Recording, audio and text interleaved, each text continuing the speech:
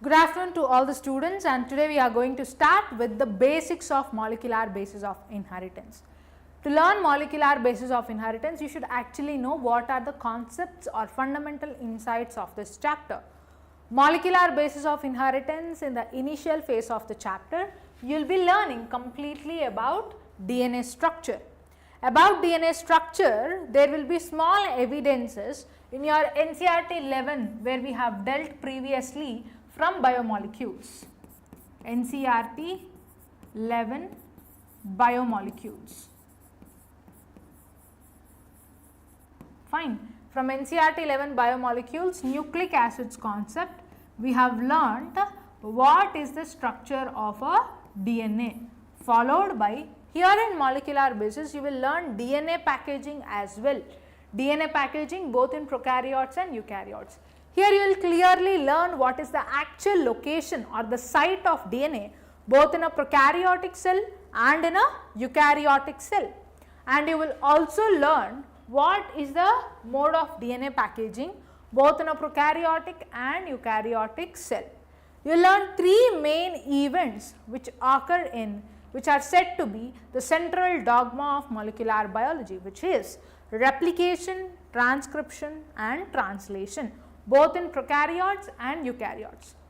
You will also come across genetic code, gene expression model, that is Lacoperon, in this chapter. So, this chapter is a bit vast.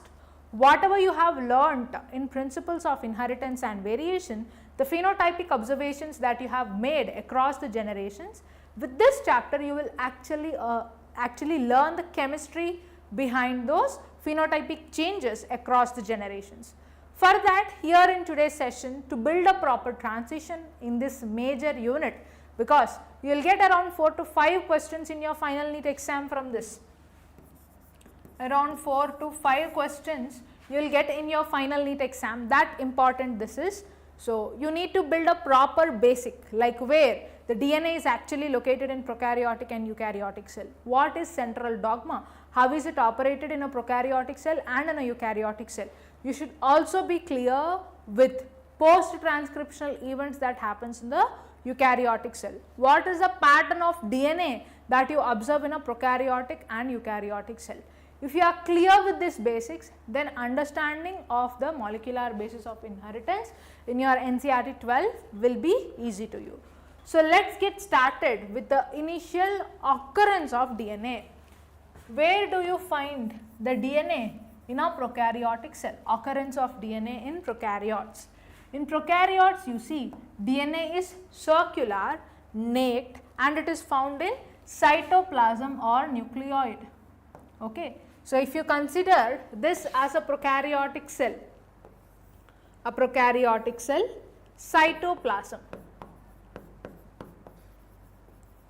DNA in a prokaryotic cell is not scattered all across the cytoplasm, but then it is at a particular position inside the cytoplasm.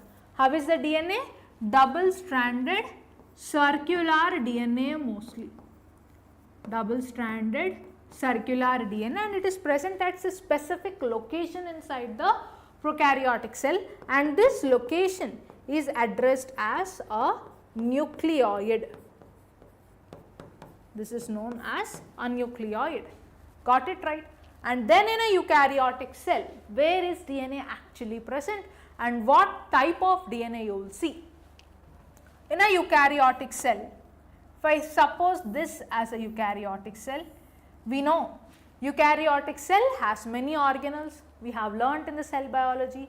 We have non-membrane bound, single membrane bound, double membrane bound organelles, and the cytoplasm in the eukaryotic cell,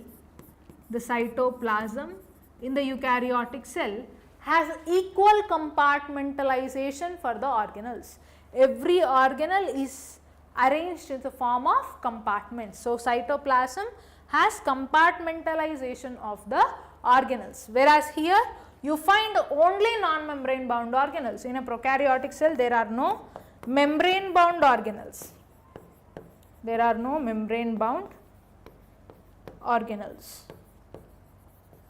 Whereas in a eukaryotic cell, you can find single membrane, double membrane, and you can see equal compartmentalization.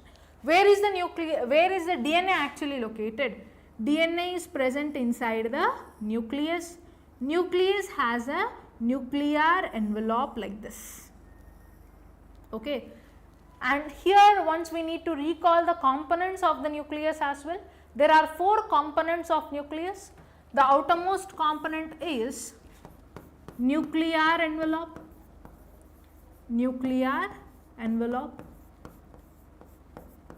and then you have nucleoplasm.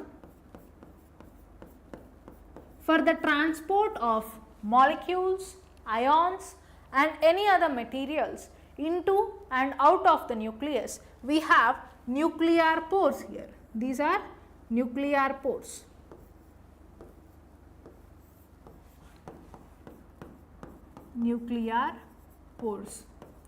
And there is a non-membrane bound organelle type body situated inside the nucleus, which is addressed as nucleolus, where inside the nucleolus rRNA is synthesized. Inside nucleolus, just a second, rRNA is synthesized. So yes, where is DNA actually present? Inside the nucleoplasm. Inside the nucleoplasm, DNA is present.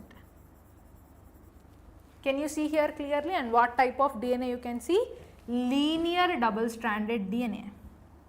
Okay, the DNA is linear double stranded DNA. Double stranded linear DNA. Now we are clear with the occurrence of DNA.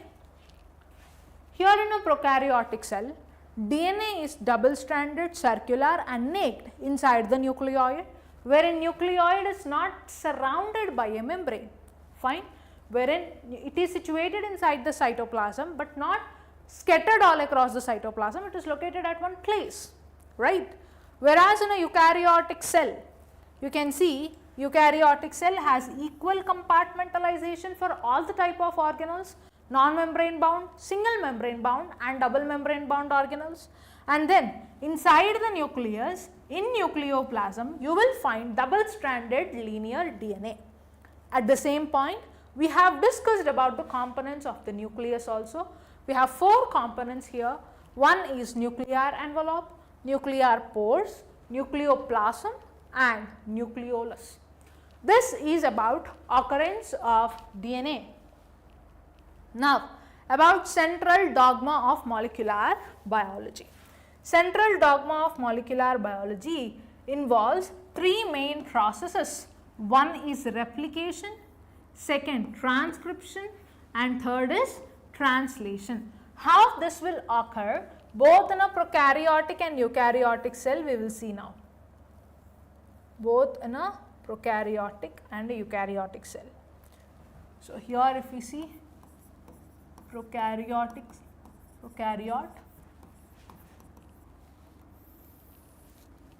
and eukaryote.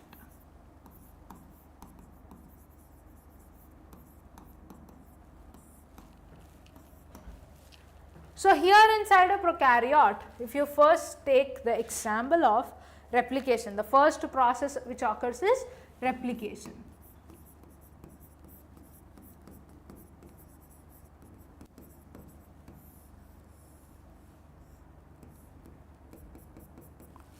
So in replication where does this occurs inside the prokaryotic cell? In cytoplasm, because just now we have seen the occurrence of DNA, it is present inside the cytoplasm which is non-membrane bound inside the nucleoid. But here, so replication, that is DNA gets duplicated. Here we will remember one point that we have learned from cell biology. Where is the DNA replication actually happening, in which phase of the cell cycle? It happens in the cytoplasm in a prokaryotic cell, and during which phase of cell cycle? During interphase, that is G1 phase. both in a prokaryotic or eukaryotic cell, replication occurs during which phase of cell cycle? Interphase. In the interphase, again S phase of the interphase, where DNA gets duplicated or replicated one and the same. The terms we use, that is duplication or replication, is one and the same. So, where does the replication occurs? In the cell cycle during interphase, that is especially in the S phase. And in prokaryotic cell, replication occurs inside the cytoplasm, because DNA is present inside the cytoplasm itself. In a eukaryotic cell, replication occurs inside the nucleus. Now, after replication, the information has to be transcribed to an mRNA. The information has to be transcribed to mRNA. To say in the simple terms, the information will be copied to mRNA. What is transcription? What all the information that a DNA contains, what type of information? Genetic information that a DNA contains is copied to mRNA, that is addressed as what? Transcription. And is there any enzyme that is facilitating the process of transcription? Yes, of course. We have many enzymes for replication. It is a whole of 7 enzymes that are majorly involved in the process of replication, but the major enzyme is for replication both in prokaryotes and eukaryotes, that is DNA dependent DNA polymerase. DNA dependent DNA polymerase is the major enzyme that conducts the process of replication. And which is the enzyme that is involved in the process of transcription? The concept is very clear. In replication, what we are doing? A new DNA strand is getting replicated from the parental strand. Here, the enzyme is dependent on the DNA strand, right? The enzyme to form a new strand is dependent on the parent strand. So, the main enzyme we are calling it as what? DNA dependent DNA polymerase. Now, the same concept applies for transcription. There is nothing much stress on your memory. It is a simple logic. For mRNA strand to be synthesized from DNA, the enzyme which is required is RNA polymerase. To synthesize a new RNA strand, we need RNA polymerase. But on what strand it is dependent? On DNA it is dependent. So, the enzyme here which is required for the process of transcription is DNA dependent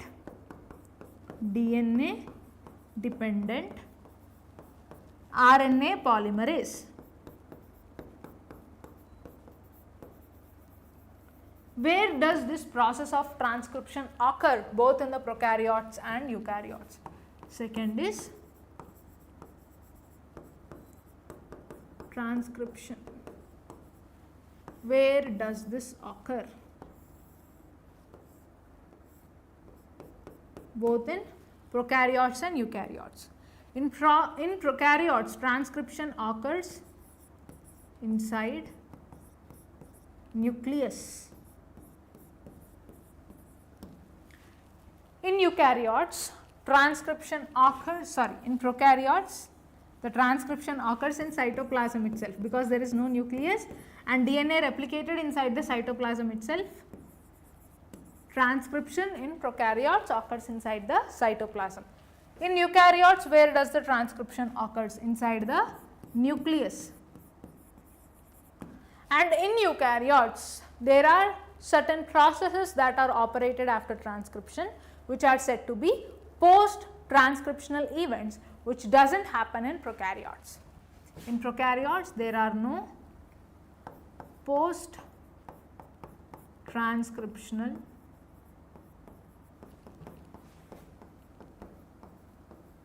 events, whereas in eukaryotes, post-transcriptional events are present.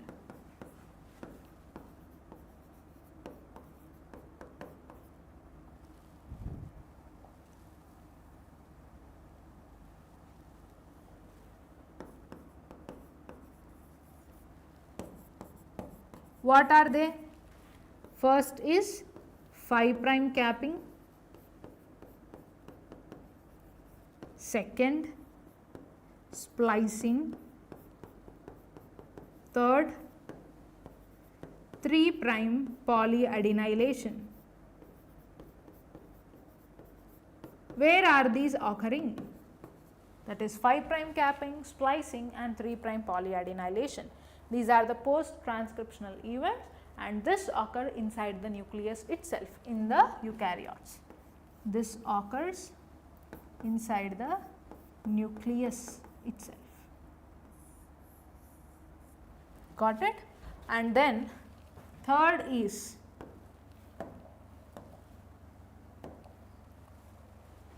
translation.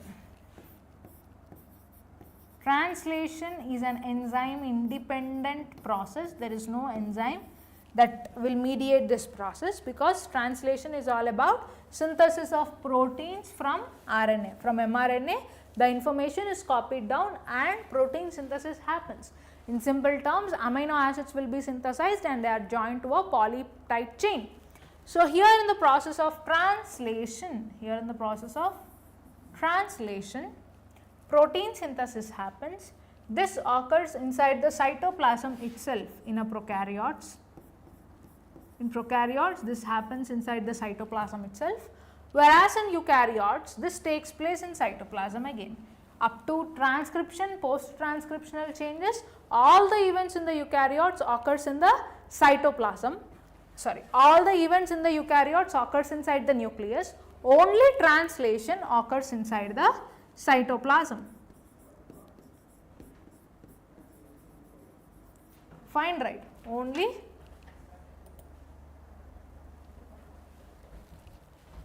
eukaryotes, only translation occurs in cytoplasm. Got it? So, here we have discussed three main events from central dogma of molecular biology. Okay. First thing about replication. Replication happens during which phase of cell cycle? It happens during interphase, that is S phase. And what is the major enzyme? Of course, there are 7 set of enzymes that deal with the replication that we will learn in detail when we are dealing with DNA replication. But the major enzyme here is DNA dependent DNA polymerase, and this replication happens in which place exactly? Where does this occur? Inside eukaryotes it is in nucleus and inside prokaryotes it is in cytoplasm. And transcription, where DNA, all the genetic information from DNA is transcribed to mRNA. One more point to tell you that whole genetic material, that is DNA, how much ever it is there, it gets replicated, it gets completely replicated, but only small parts of the DNA where the active parts are present, those only will be transcribed to mRNA, not complete DNA will be transcribed. Complete DNA will be replicated, but only a small part of it, the active sites of the DNA will get transcribed. Got it?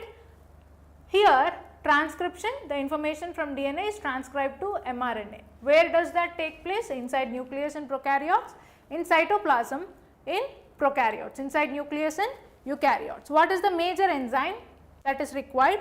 DNA dependent RNA polymerase. And then translation.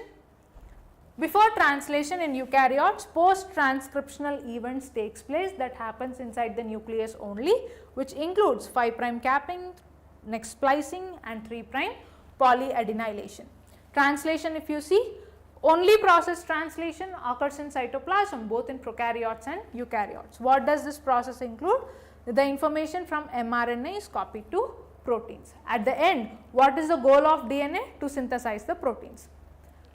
The concept seems to be very basic, but then if you are not clear with this basics, it is difficult for you what is happening in the molecular biology. To understand that, it will be difficult for you. You have to be very clear on what are the exact sites that the processes are happening and what are the major enzymes involved to conduct this process.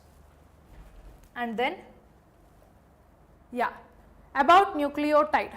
We have learnt already when we are dealing with nucleic acids in biomolecules that Nucleic acid, be it DNA or RNA, is a polynucleotide chain.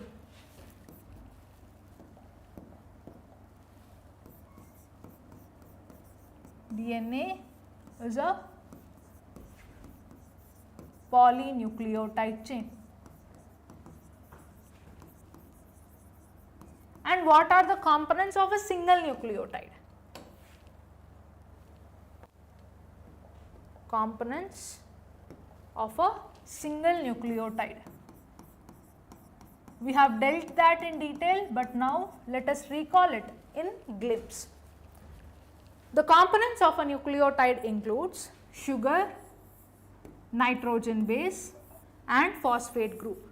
Sugar and nitrogen base together are addressed as nucleoside.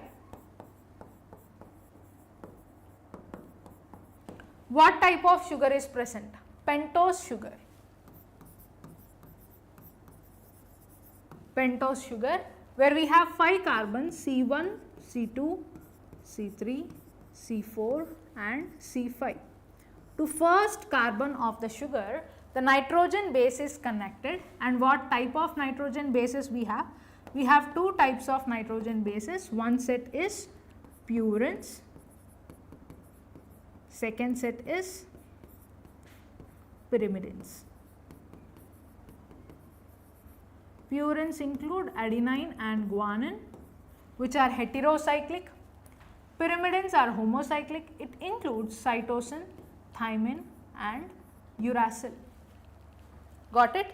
So, these nitrogen bases are adjoined or binded with first carbon of the sugar via N-glycosidic bond.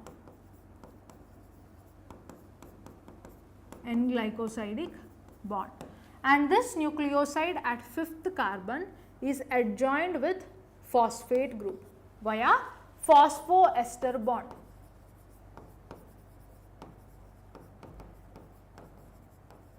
This is via phosphoester bond, and this forms out one nucleotide. These nucleotides in a chain form a polynucleotide, and that forms up a DNA. Got it? And what type of sugar is present here? I told you it is a pentose sugar. At 2nd carbon there is no free oxygen group. There is hydroxyl group in ribose sugar, but there is no free oxygen group in deoxyribose sugar. Got it? That is the reason the name itself says that it is deoxyribose sugar. This is about polynucleotide chain, or the components that are involved in a single nucleotide. And now in the initial phase of this chapter, you will come across the lengths of DNA in different organisms. Length of DNA, and length of DNA is counted like number of base pairs. How many number of base pairs are present inside the DNA? What are these base pairs? In a double stranded DNA, can you see internally there are nitrogen bases that are present? Nitrogen bases that are present. Here it is very important for you to know the binding properly. I told you that C1 of the sugar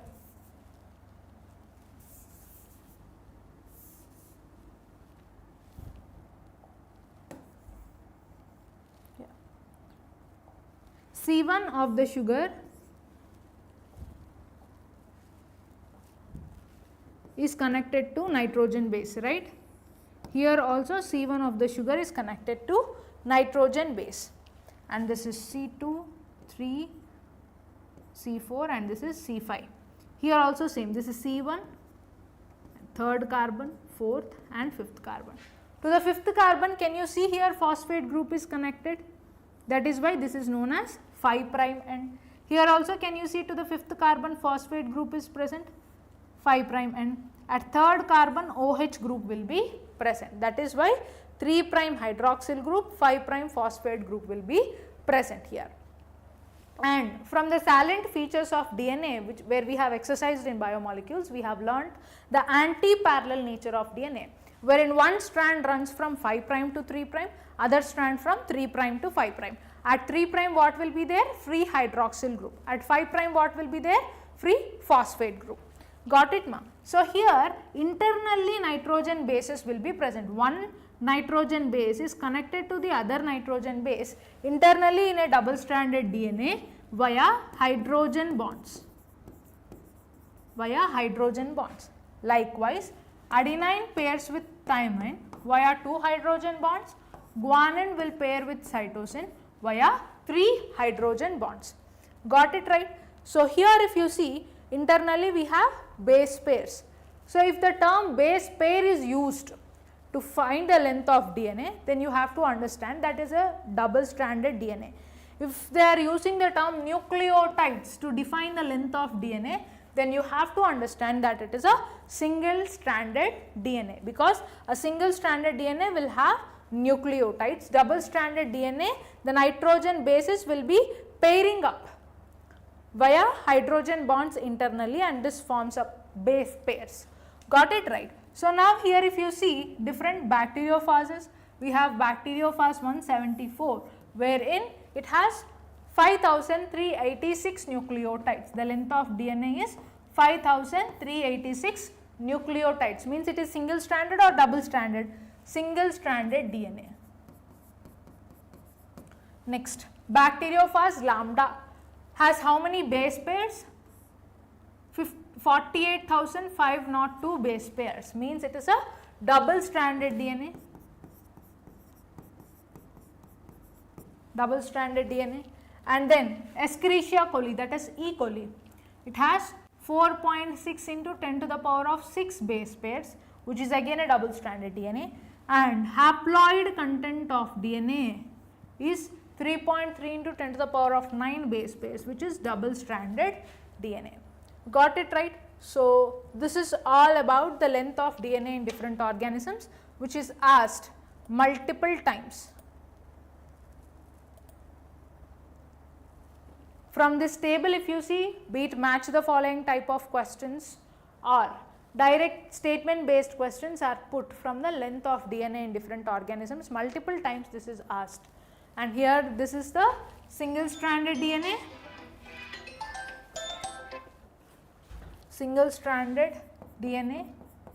and this is double stranded DNA. Just go through the slide once.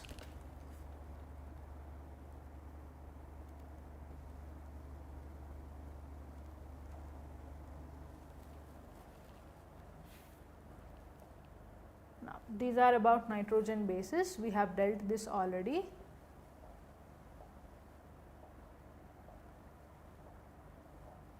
Yeah. Now, about DNA packaging, packaging of DNA helix. Why DNA needs to be packed? We have learned that in the S phase of cell cycle, in the S phase of cell cycle, the DNA gets replicated, but the nucleus size will be same. We know that DNA is 2.2 meter long, and that has to fit in some space of 10 to the power of minus 6 meters of nucleus. So, the space is limited, but the DNA got duplicated or replicated. Now, until and unless you condense the DNA gets condensed, it will not fit into the room of nucleus. Okay, it will not fit into the room of nucleus until and unless DNA gets condensed or DNA gets packed. How will the DNA get condensed? The long chromatin or the large chromatin DNA is what charge? We know DNA is negatively charged. DNA is negatively charged via phosphoric acid that is present at 5th carbon of the nucleoside. We have observed it. At 5th carbon it has phosphate group, and that phosphate group comes from the phosphoric acid. This negatively charged DNA, which is in the form of long chromatin, which is negatively charged, is binded to positively charged histone proteins. Positively charged histone proteins.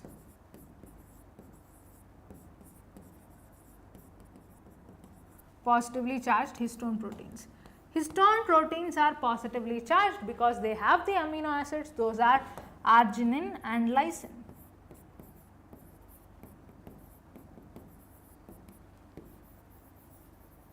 What type of histone proteins are involved in packaging? We have 4 pairs of histone proteins, 4 sets. One is H2A, H2B, H3, H4. These are 4 histone proteins. They are present in 2 sets of H2A, H2B, H3 and H4. So, total there are 8 histone proteins, 4 pairs, 2 sets of 4 histone proteins. They form up a histone octamer. As there are 8 histone proteins, we call it a histone octamer. Got it? So, this is a histone octamer. To this histone octamer, the negatively charged DNA will wrap up like this. The negatively charged DNA will wrap up like this. After a single turn, the next leaving part of this DNA will be binded with again one more histone octamer. This part of DNA which is leaving from one histone octamer and joining to the next histone octamer is addressed as linker DNA, which is adjoined to H1 histone protein. This is adjoined to H1 histone protein. Clear, right? So, DNA packaging, you have to know the necessity of DNA packaging is because DNA gets duplicated or replicated during S phase, but it has to continue its processes in the same space or the same room of nucleus. To conduct the processes, it has to be packed or condensed. DNA is negatively charged. So, to condense the DNA, it has to be adjoined to positively charged histone proteins. Histone proteins are rich in what amino acids? Arginine and lysine. And how many histone proteins are there in a single histone octamer? 8 histone proteins and 4 histone proteins in 2 sets. So, in total there are 8 histone proteins around which the negatively charged DNA will wrap, and when it is leaving the histone octamer, it is connected via H1 histone protein. This is known as linker DNA. It is connected via H1 histone protein. Now, there is one more question. Is this same set of histone proteins present in all the types of organisms, be it prokaryotes and eukaryotes? No. Only in eukaryotes you will see this histone proteins. In prokaryotes you observe non-histone proteins, okay, which are polyamines. In prokaryotes you see non-histone proteins are polyamines.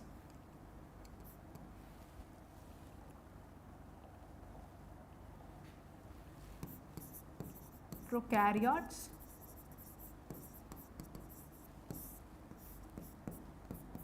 non-histone proteins